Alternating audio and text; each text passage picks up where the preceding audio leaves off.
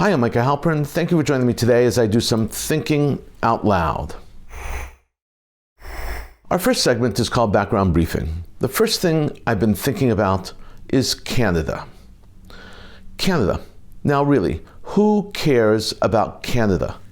Not me, that's for certain.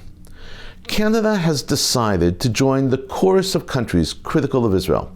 And so Canada has announced that they are suspending all arms and weapons exports to Israel.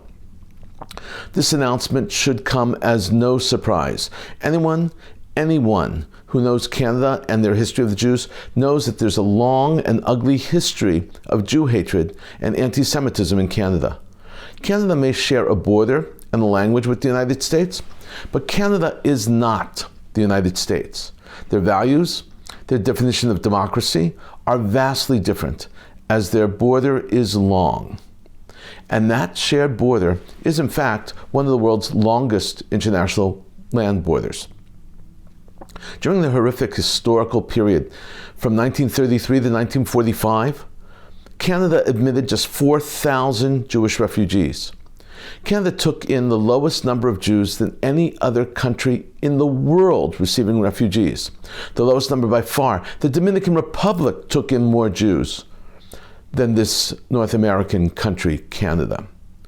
When it came to Jews fleeing for their lives, Canadian leadership had no conscience. In May of 1939, 937 Jews set sail from Hamburg, Germany, on their way to Cuba, all with valid legal visas. Along the way, Cuba canceled the visas, stranding 937 people, abandoning them aboard the ship that they were sailing. The ship was called the MS St. Louis. The ship continued on its voyage, hoping for refuge, sailing up the east coast of the United States in search for a port that would give them refuge. The United States refused. What is lesser known is that Canada, too, denied these Jews entry, and the MS St. Louis returned to Germany. Upon arrival, many of the 937 Jews trying to escape Nazi Germany were shipped off to concentration camps. Canada extends from the Atlantic Ocean to the Pacific Ocean. It is by far the second largest country in total area in the world. With a population of slightly over 40 million, it is also one of the world's most sparsely inhabited countries. The most damning description of Canada's attitude towards Jews comes in the form of the expression, "none is too many."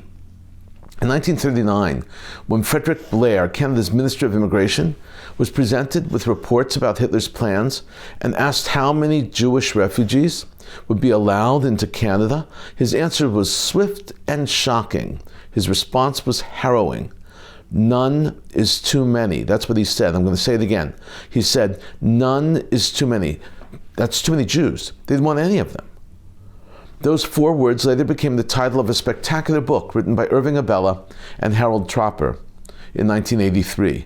The book, which won the National Jewish Book Award in the United States, details Canada's attitude towards the Jews and their extremely restrictive immigration and refugee policy from 1933 to 1948. This policy, adopted by then Canadian Prime Minister William Lyon Mackenzie King, was not a hidden policy. It was the public policy of the Government of Canada. And yet authors Abella and Tropper had a difficult time finding a publisher for their work. No publisher wanted to publish this groundbreaking, well-documented tome. Canada's true and ugly history of Jew hatred was not what they were interested in. Canadians didn't want to read the truth.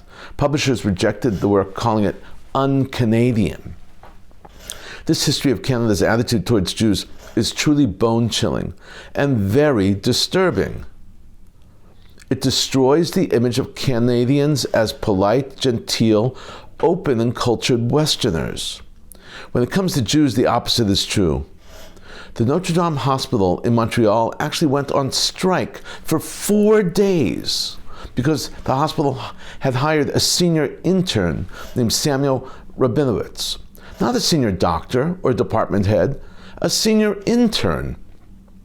The hospital staff actually refused to treat patients because a man named Rabinovich had joined their ranks. Finally, the hospital administration found Rabinowitz another internship in St. Louis. Ironic, I know, the name. And the medical staff resumed their duties. Suffice it to say, Israel should pay no attention to what Canada does or what Canada says.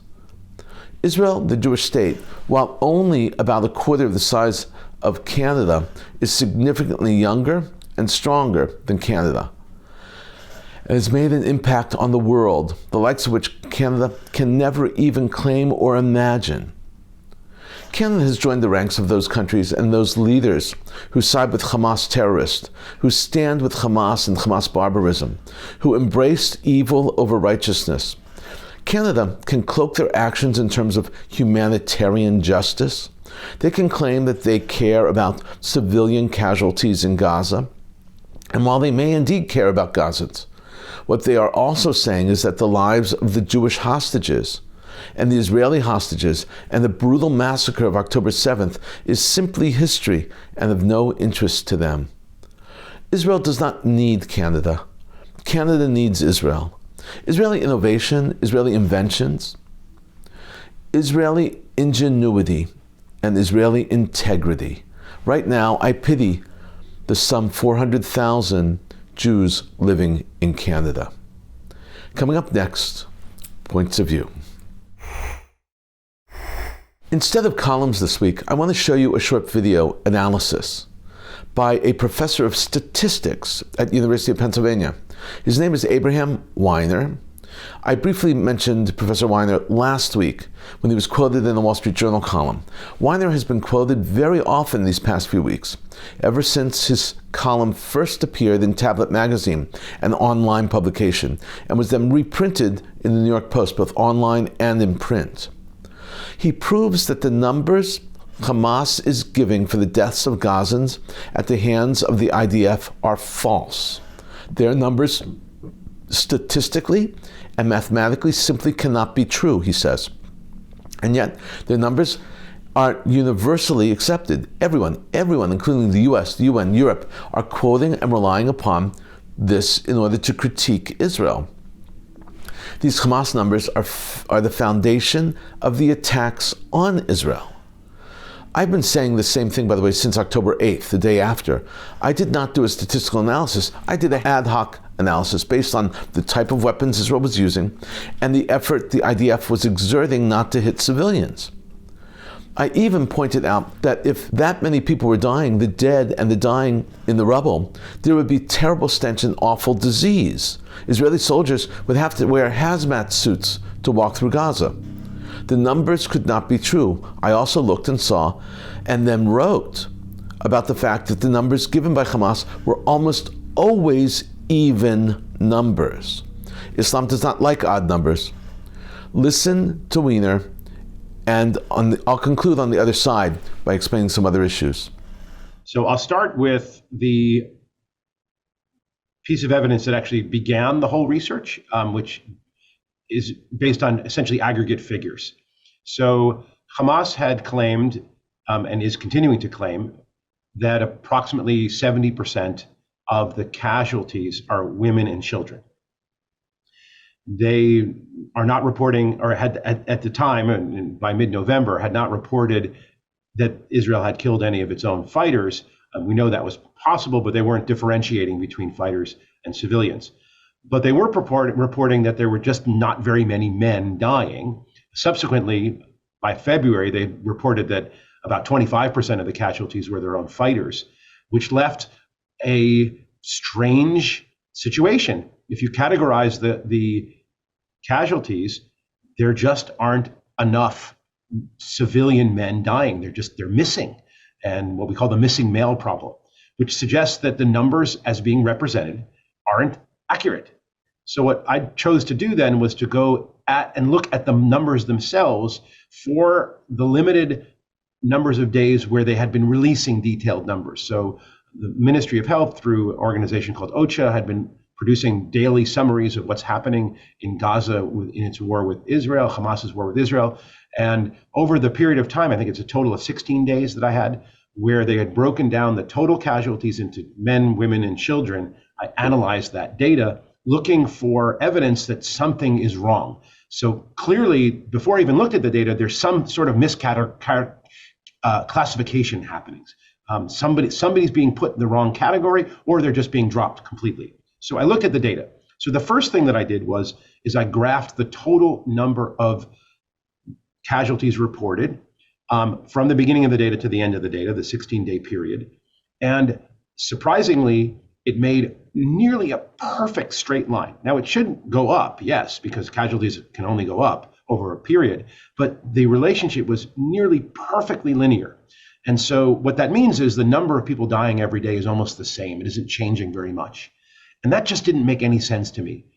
In war, there should be variability coming from war plans, from lulls, from intense increases in activity, and none of that was observable in the data. There was what we call too little dispersion. That's the statistical term for it. And I graphed it in the article by plotting the total number of casualties versus the days, and it makes an extremely tight linear relationship. So that was the first piece of evidence that said that there's something not right about this data. It's the actual data as reported doesn't vary, it's underdispersed. The second thing I looked at had to do with the relationship between, on a daily basis, the relationship between the number of children being reported dying and the number of women being reported dying.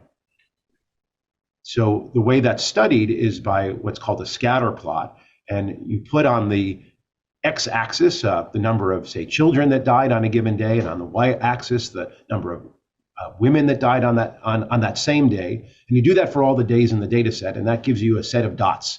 The argument, based on common sense, would be that those two numbers should be what we call correlated. They should form a linear relationship with some variability, of course, but the basic idea is that on days where there isn't very much bombing, you should see just a few children and women dying. I mean, there's more. You should see more women and children dying. On days where there's lots of civilian casualties as opposed to fighters, you should see few women and children. And on days where there's lots of civilians dying, you should see lots of women and children. But that relationship wasn't there. It was what we call uncorrelated. The third one was the relationship between the number of men dying and the number of women dying on a given day. And that was deeply negatively correlated. Meaning that on days where a lot of women were dying, reported to have been died, almost no men were reported dying, and vice versa. And that was the third thing that just didn't make any sense. And then there was actually more. There was a couple of days where no men were reported dying at all. And on those days, those 3 days, that's the largest numbers of women reported. So putting it together, the data was almost screaming, this isn't real. This has been handled in some way. And how that's been handled, that I can't tell you. That's impossible to know. I can speculate how that was handled, but it's impossible to know. But the idea is this isn't what actually happened. And that's really important. It's really important for the narrative of the war, because after this November 11th date that I finished my analysis, Hamas continues to release total casualty figures, but it doesn't break it down on a regular basis, and just simply says 70% are children and women. And when I walk outside my door occasionally here at the University of Pennsylvania, and there's a protest going on, or a rally or a demonstration, that number is cited as evidence that Israel isn't waging war on Hamas, but is instead committing war crimes against the people of Gaza. And the basis for that is the numbers. They're claiming that this war, which is being waged according to Israel against Hamas, is in fact being waged against the people of Gaza, not against the fighters. And the evidence for that is the statistical imbalance, the disproportionality between the number of fighters and the number of civilians. And that is a statistical argument, and it's not supported by the data. He so succinctly and simply lays out facts, not fiction, numbers. It's so sad and yet predictable that the world has swallowed the myth of Hamas's numbers without even questioning their veracity. We owe a big thanks to Professor Weiner. Coming up next, commentary through cartoons where pictures tell the story. I want to show you more posters from the poster war today. If you remember, a few weeks ago, I showed a few of these posters. The poster war continues. It's dramatic. Some will shock you, and some might make you laugh. My friend, the great Glenn Richter, who was the backbone of the student struggle for Soviet Jewry, helped me collect these posters and some graffiti adorning street lamps and walls and sidewalks throughout Manhattan. That we have to look at as we walk by. Glenn, by the way, is an organizational giant. He galvanized the movement of student struggle for Soviet Jewry and saved the Jews of the Soviet Union. Thank you, Glenn. First up, there are 3 very disturbing posters and graffiti, mostly from the Upper West Side of Manhattan, arguably one of the nicest neighborhoods in North America. This first poster, announcing that rape is resistance, is emblazoned on a Palestinian flag. Not a Hamas flag, mind you, a Palestinian flag. And the message at the bottom reads, "Free Palestine by any means necessary." The next is another poster by the same group. It reads, "Babies are occupiers too." And again at the bottom it reads, "Free Palestine by any means necessary." Finally, in this section, we have a group of photos of graffiti scrawled on Riverside Park at about 105th Street in the park itself. I was stunned to see this. Over large, huge rocks they wrote, "Israel bombs kids. Israel is ethnic cleansing. Free Palestine. Israelism is terrorism. F Israel." Next up are posters like this one. This poster is "Curb Your Anti-Semitism." It's based on Curb Your Enthusiasm. Someone obviously blotted the whole thing out. This is a sidewalk stencil and it reads, "Peace on Earth." Then it reads, "Stop the genocide in Gaza." Sidewalk stencils, by the way, are very difficult to get off. Next up is a blue and white ribbon on a tree. It reads, "Ribbon for return." In other words, return the hostages. Now a Palestinian flag with a heart on top. That's interesting. Next is Congregation Anshe Chesed on 100th Street and West End Avenue. Has an enormous poster of the hostages. It's very high, so no one can get up and ruin it or pull it down or deface it. This poster is of the kidnapped redhead child Ariel Bibas. Next to it are quotes from Hamas leaders and their pictures. In short, every one of their messages says, "Murder all the Jews, every last one." This poster reads, "Free Palestine from Hamas." That is so true. And this last one is a perfect reminder that people have today, in the past, tried to destroy the Jews. And they were not successful at it. In this poster, the N in the name Haman has been replaced with an S. Haman becomes Hamas. The perfect way to end this post-Purim poster slideshow. In a moment, more of my own perspective and a few predictions. An Israeli government spokesperson has advised Israel will stop working with the UN Relief Works Agency, which is known as UNRWA, in the Gaza Strip. The Israeli government has accused the aid agency UNRWA of perpetuating the conflict. Speaking to reporters, Israeli spokesperson David Menser said, "UNRWA are part of the problem and we will now stop working with them. We are actively phasing out the use of UNRWA because they perpetuate the conflict rather than try to alleviate the conflict." In a joint statement, the Shin Bet and the IDF revealed that they had uncovered a plot by Iran to smuggle weapons into the West Bank. According to the statement, here's the statement itself, Israeli forces located rockets, cluster explosives, landmines, 13 anti-tank missiles, and 25 grenades. Also found were 50 handguns, 33 M4 rifles, and RPGs in the smuggling efforts directed by the Iranian Al-Quds force. That's heavy weaponry and extremely important power. It's a good thing that it was discovered. Jordanian Foreign Minister Ayman Safadi said in a press conference that his country will continue to oppose alleged Israeli violations of international law in the United Nations. He also said, "We demand an immediate ceasefire and entry of humanitarian aid." Two survivors of the Nova Music Festival were detained for 2 hours at the Manchester airport by immigration officials who shouted at them, "We are the boss, not you, and we need to make sure you are not going to do here what you are doing in Gaza." The checks we need to conduct, okay? Nobody's saying that. Nobody has said that once. So knock the attitude off. We've made the decision and you're coming in. So just let us do the checks we need to do and keep quiet. Look at me. Okay, you clear with that? Good. We're the bosses, not you. All right? The Jewish community of Manchester filed a complaint with authorities in England and the Manchester airport and demanded that an urgent investigation be launched to ensure that passengers with Israeli passports be allowed to travel without discrimination and without delays.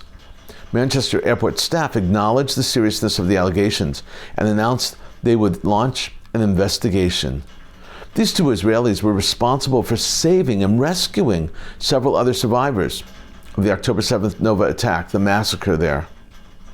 They suffer from post-traumatic stress disorder and came to the UK to talk about their experiences as survivors of terrorism and to raise awareness about the non-profit organization they founded to help survivors of terrorist attacks. We've been thinking out loud about a lot today. Now that you know what I've been thinking, let me know what you're thinking. Email me at micah@jbstv.org. Tweet me at Micah Halpern. Tell me what you think. Before we end, let me leave you with one piquante piece of information. Did you know that this year was a subdued Purim in Israel and in many places around the world because of the October 7th massacre and Israel's war against Hamas? There were, for example, no firecrackers permitted on this Purim in Israel. The most popular children's costume was that of an IDF soldier, but without guns. Watch this short clip and see how this child selects his costume and the pride he takes in wearing it. It is extremely powerful and very moving.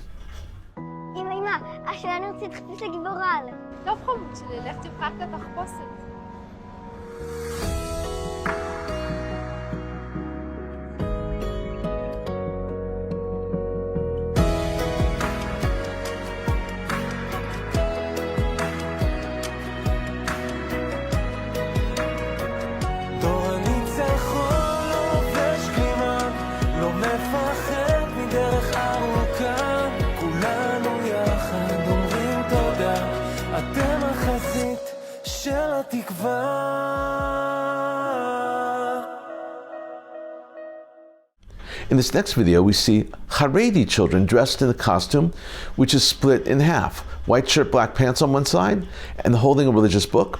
In their hand, typical Haredi garb. And the other half was an IDF soldier's uniform. I found these to be very moving and powerful expressions of Israeli society right now.